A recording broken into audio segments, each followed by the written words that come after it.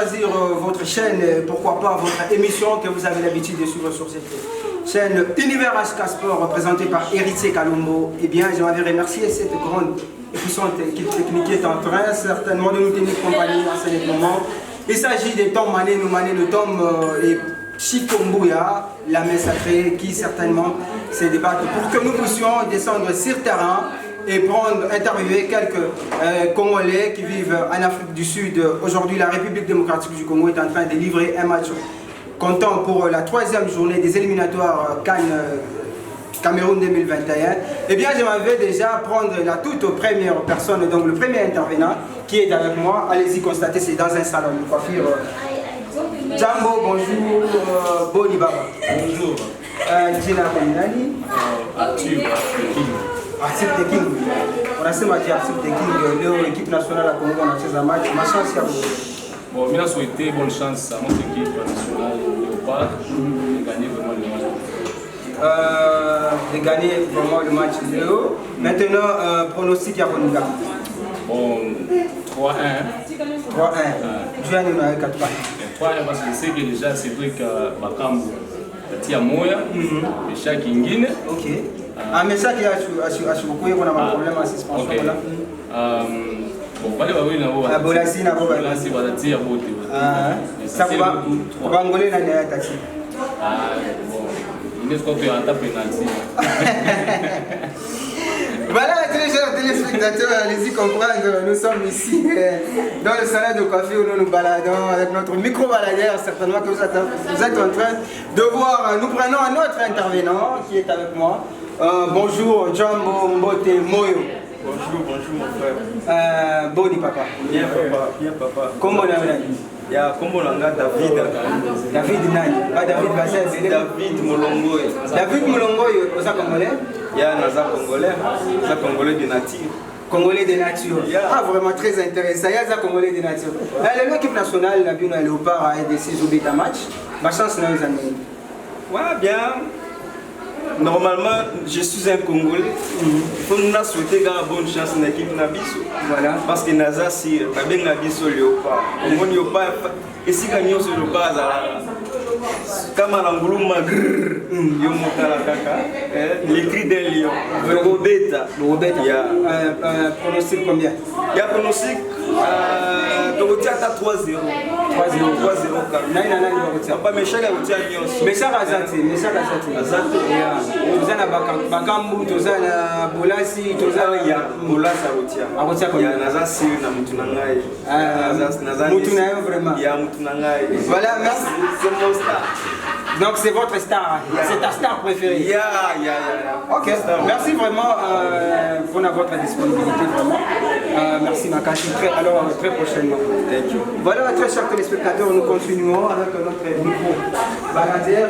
Alors nous continuons avec la fan c'est. Nous allons prendre une autre intervenante, c'est une demoiselle qui est avec nous dans ce salon de coiffure. Bonjour mère. Bonjour papa. Comment vous allez? Oui, ça va, merci.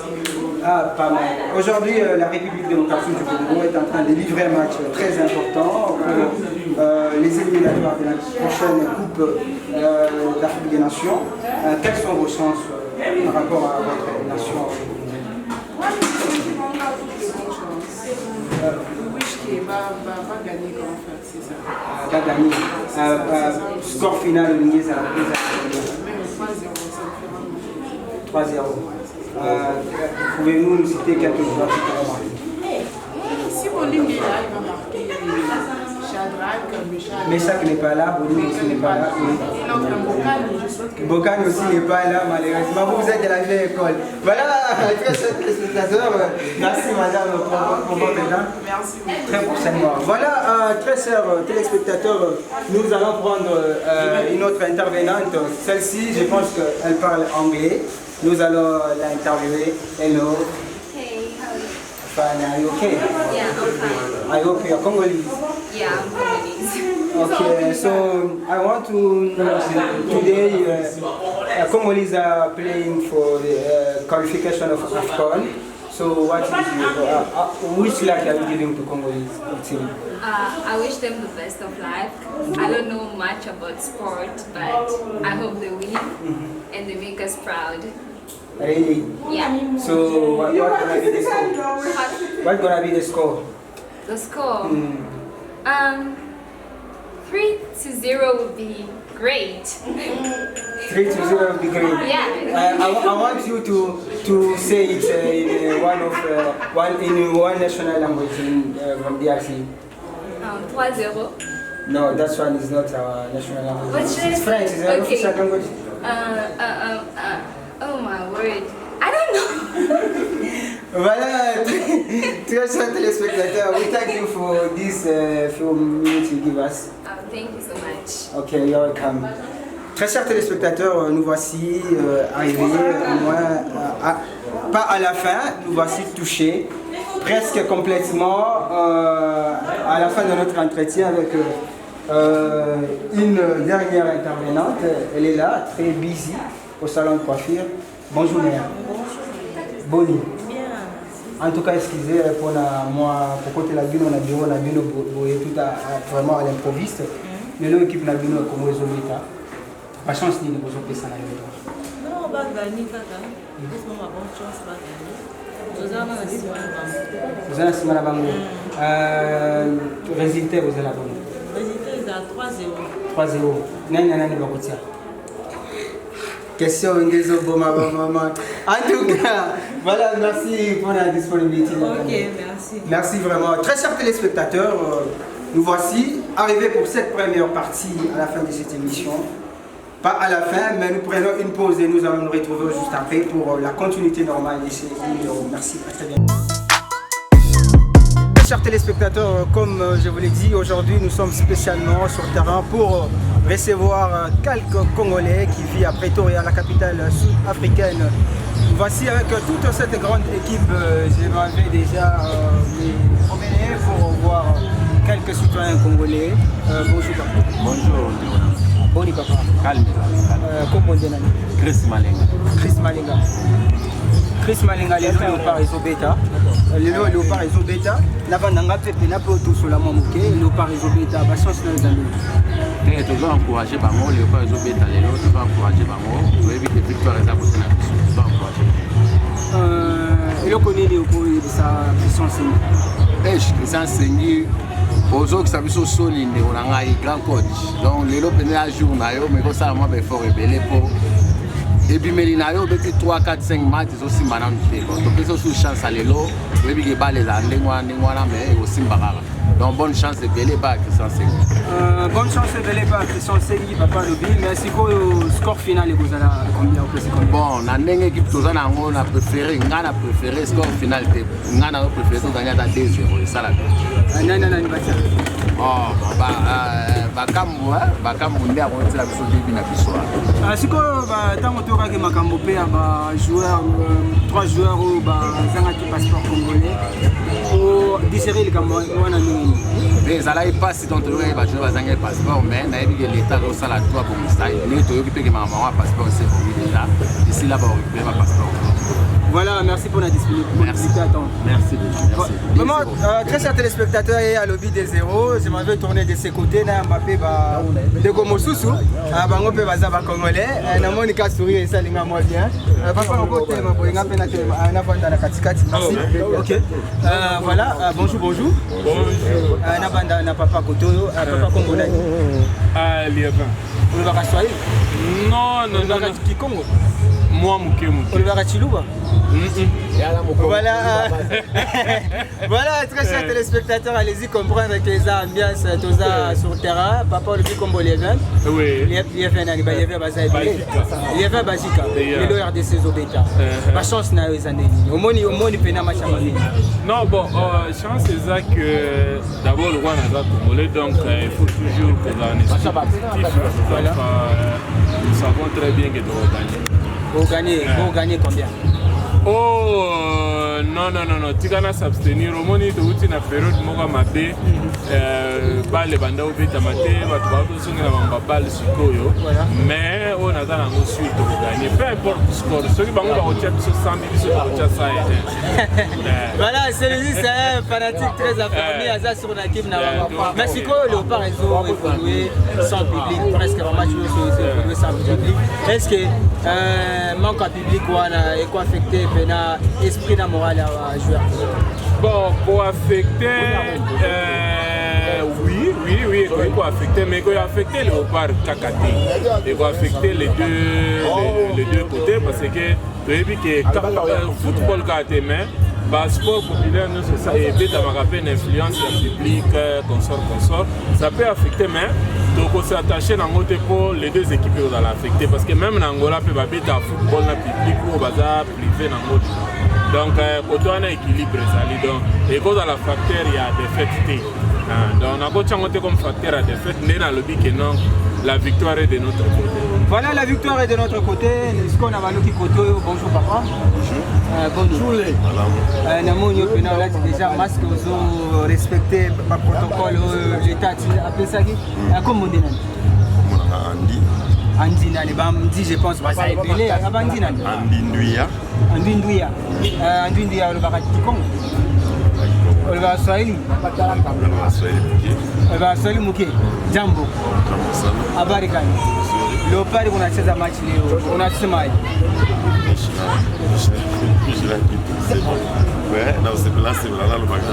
Ça va continuer la Lingala. On a vendu la carte à qui bon watazomona donc il faut na betaka na Lingala bisa Lingala. Vraiment on a gagné 2-1. On s'est fait la mine de gagner parce que tu as za congolais. On a supporter. Bon, Léopard ils ont bêta 112e homme. Est-ce que 12e homme manque à 12e homme, est-ce qu'il faut affecter le moral à la joueur? Bon, il faut dépendre de l'engue. Enthousiasme ils sont ensemble. Ceux qui font que pour tenir toujours le moral là-bas.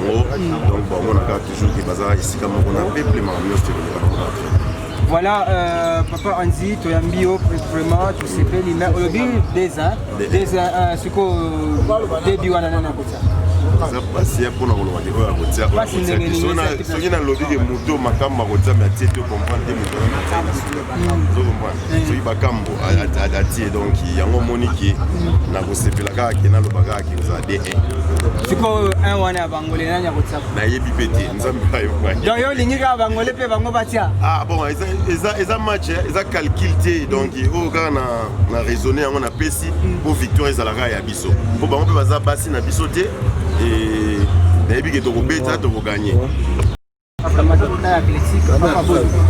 malamu ndeko titokonele kombo nde nani nakomona Cissé Fabale ya Monsieur le Noir yoka bakombo bandela ngo pena yoka te Cissé Fabale Monsieur le Noir Scrum Business vraiment kombo za kitoko d'ailleurs Cissé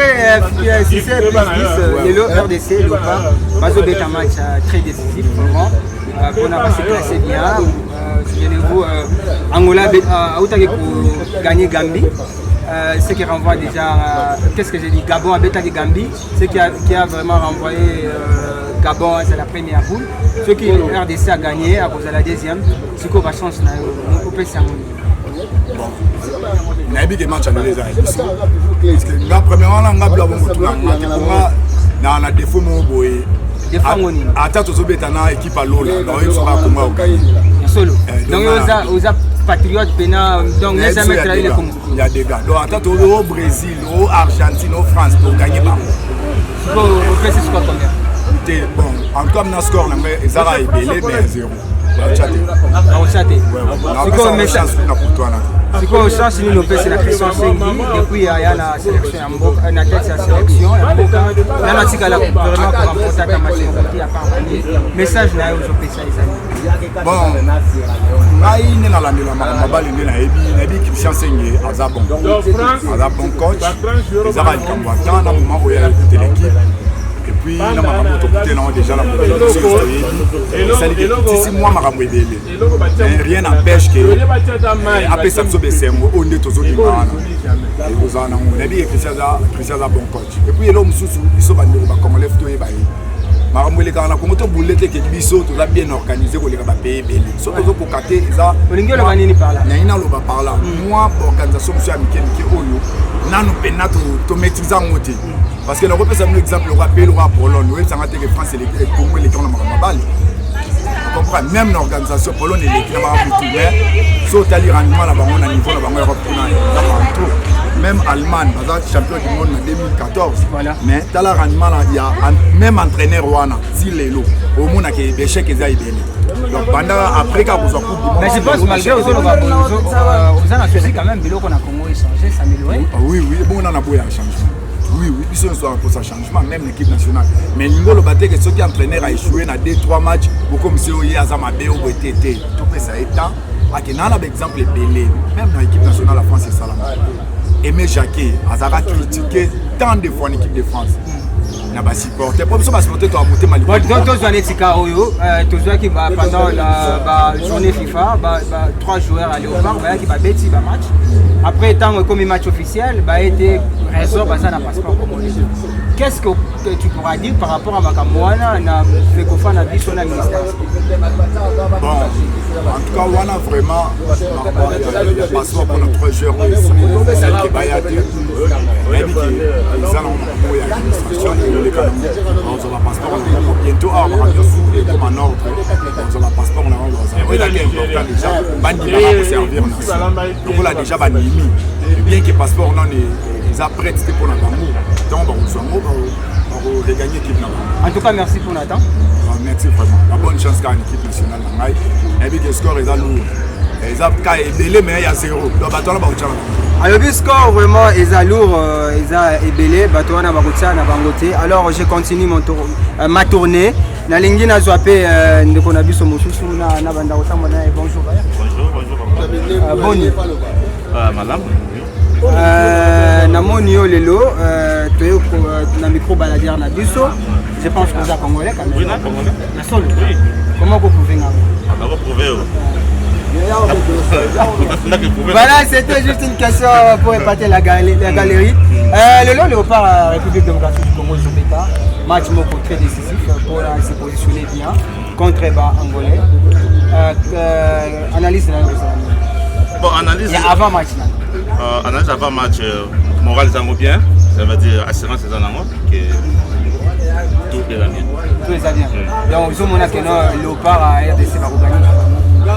Eza neti bavoisin bazo attaquer ndako na bino jamais au de ma défaite à ndako na bino il faut que c'est ça le problème.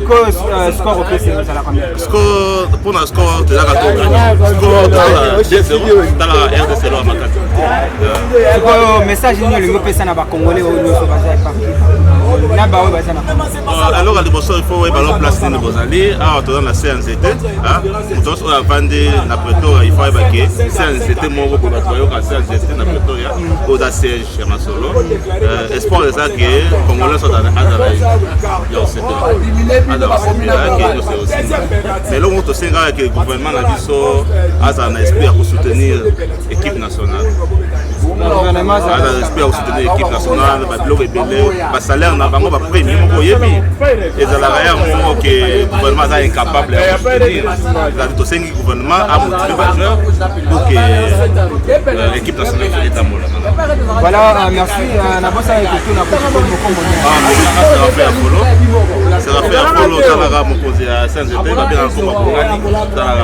Voilà, merci Jonathan. Je continue ma tournée, téléspectateurs. La ligne n'a pas fait Moutou Moussou, mais si à fin du pénal, le polo est Moutou Kanae, a zappé coach Nakoutier. Bonjour papa. Bonjour. Bonjour papa. Comment on est là? Coach Christian Maziamou. Coach Christian Maziamou. Vous êtes coach? Ouais,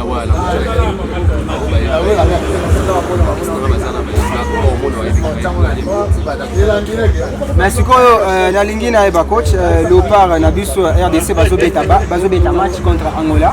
ma chance na yo en tant que coach, yo en tant que du domaine, on peut se ma chance de non, obvious, je suis congolais. Chance dans les arabes, quelles que soient les difficultés, dans les arabes, on a perdu le match, on a perdre 2 points, un point à Palais contre Gabon. Les soucis aux Ascons, les soucis aux Arabes, ils ont 3 points. Le but souci est qu'on a 3 points, mais c'est quoi le score final 2-0? Non, le score final, le match est à 90 minutes. Quand on fait des chances, on fait un score à gagner. Prédiction, on ne sait jamais, on va gagner 3-0, 3-1, mais je pense que c'est ça le mot dans le biseau. Mais le conseil est dans la peuple de la biseau, dans le niveau de la biseau.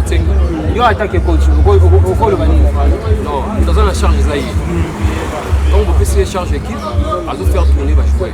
À ce moment-là, nous sommes à ça l'équipe. Nous avons eu chance, mais on peut essayer sous chance et belé à préparer l'équipe à ça l'équipe type. C'est souvent dans l'équipe type. Donc, tu as donné. Maintenant, on revend l'équipe, nous sommes dans la coach, qui fait un résultat au hasard. Si on a coach, le résultat sera toujours bon. Si on a gagné, c'est vraiment difficile. Il y a un souci après ces équipes. Les lots ont deux bandes, les lots, tous en ont 3 points. Donc, tous en 3 points, on va calme. Pour y aller, ça malgré la difficulté, nous sommes au bout. Merci pour la conseil.